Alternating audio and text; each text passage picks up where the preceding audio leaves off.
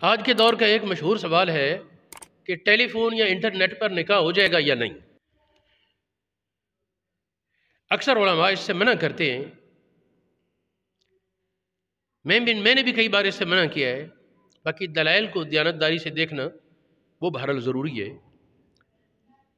تو اس وقت میں چند فقہی مسائل کے ساتھ یہ بات رکھتا ہوں کہ اگر ان مسائل پر غور کیا جائے تو شاید ٹیلی فون پر بھی نکاح یا نیٹ پر نکاح کی گنجائش ہے۔ ایک مسئلہ ہمارے فقہ کی کتابوں میں ہے کہ عورت کے پاس خط آیا، شوہر کا خط آیا، اس نے گواہوں کے روبرو خط دکھایا یا پڑھ کر سنایا کہ فلاں نے یہ خط بھیجا ہے،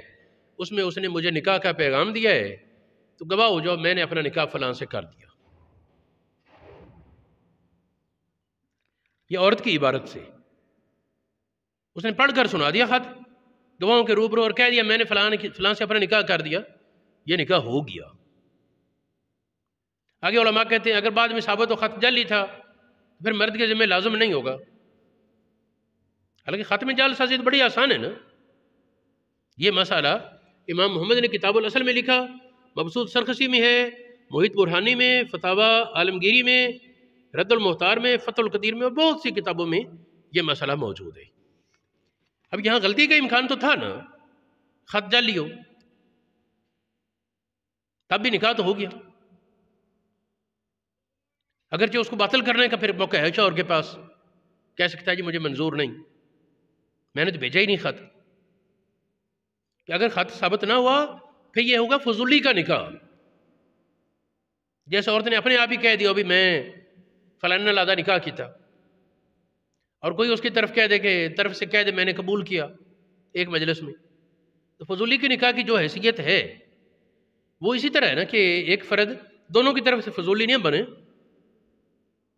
ایک فرد دونوں کی طرف سے فضولی نہیں، ایک اصل اور ایک فضولی، تو نکاح موقوف ہوگا جس کی طرف سے فضولی اس کی اجازت پر، تو اس کو پتہ ہی نہیں مثال کے طور پر، اور کوئی اس کی طرف سے خط بھیج دیتا ہے کسی عورت کی طرف کہ میں فلاں تو مجھ سے فلاں سے نکاح کرنا چاہتا ہوں، عورت کہہ دیتی میں نے قبول کیا گواہوں سے خط سنا کر، تو نکاح موقوف ہوگا، اس میں ثابت نہیں۔ ایک اور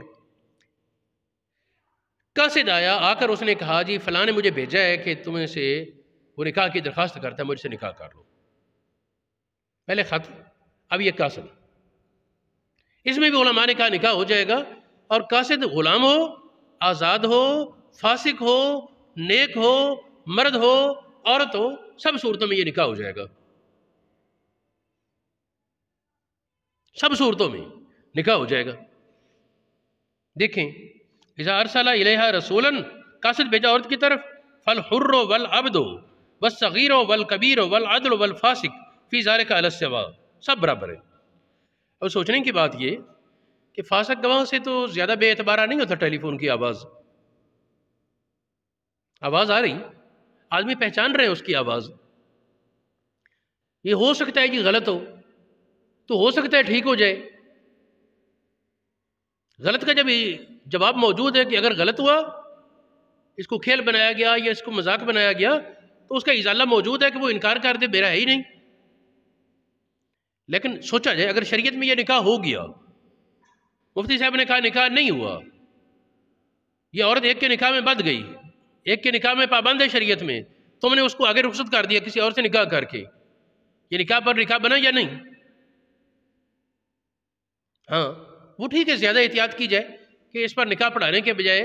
وہ اجازت لے لی جائے، وکالت بنا لی جائے، چلو اس میں زیادہ احتیاط صحیح، لیکن یار اس کو حرام نہیں کہہ سکتے جب خط پر اجازت ہے، جب قاصد اگرچہ فاسق اس پر اجازت ہے۔ ایک اور مسئلہ، ایک عورت شوہردار، اس کے پاس خط آیا یا قاصد آیا جس نے اسے بتایا کہ تیرے شوہر نے تجھے طلاق دے دی ہے، یا خط میں کہا شوہر کی طرف سے خط ہے اس میں طلاق تھی، اس عورت نے عدت گزاری، عدت گزار کر آگے نکاح کر لیا، اس کا دل ماننے کہ یہ خط سچا ہے یا یہ قاصد سچا ہے، وہ نکاح جائز ہے، درست ہے۔ حالانکہ خط میں یا قاصد میں طلاق کے معاملے میں تو اور زیادہ احتیاط کی ضرورت تھی، لیکن اس کے باوجود علماء نے صاف کا، دیکھیں یہ کتاب ہدایہ شریف میں یہ مسئلہ موجود ہے، بنایہ شرح ہدایہ میں، عنایہ شرح ہدایہ میں، تکملۃ الفتح، بحر الرائق، جوہرہ نیرہ، ان سب میں یہ مسئلہ موجود ہے۔ تو اس سے جو اس وقت ذہن میں زیادہ آ رہا ہے وہ تو اسی طرف جاتا ہے کہ یہ نکاح ہو جائے۔ پھر ایک اور مسئلہ کہ گواہوں کا نکاح میں آواز سننا ضروری ہے، دیکھنا ضروری نہیں، اور اب تو نیٹ پر دیکھ بھی سکتے ہیں، دونوں بھی ایک دوسرے کو دیکھتے ہیں، گواہوں کو وہ دیکھ سکتے ہیں، وہ گواہوں کو دیکھ سکتے ہیں، اور اگر گواہ ان کو دیکھ سکتے ہیں، اور علماء نے صاف کہا کہ اگر دیکھ نہیں رہا پھر بھی نکاح ہو جائے گا، یہ تسلی ہو کہ فلاں بول رہا ہے یا بول رہی ہے، بس اتنی تسلی ہو، فلاں مرد یا عورت بول رہا یا بول رہی ہے، بس اتنا کافی نکاح کے درست ہونے کے لیے۔ یہ عالمگیری میں بھی ہے، اور ایک پرانے کتابوں میں ہے الاختیار لتعلیل المختار، بڑی معتبر کتاب ایک تھی، اس میں بھی یہ مسئلہ صاف موجود ہے۔ تو یہ حقیقت اللہ پاک جانے، یہ میں نے اپنی رائے کا اظہار کیا ہے، اور اس میں اپنے سننے والے علماء کو ایک طرح دعوت ہے کہ اس دلائل پہ غور کریں،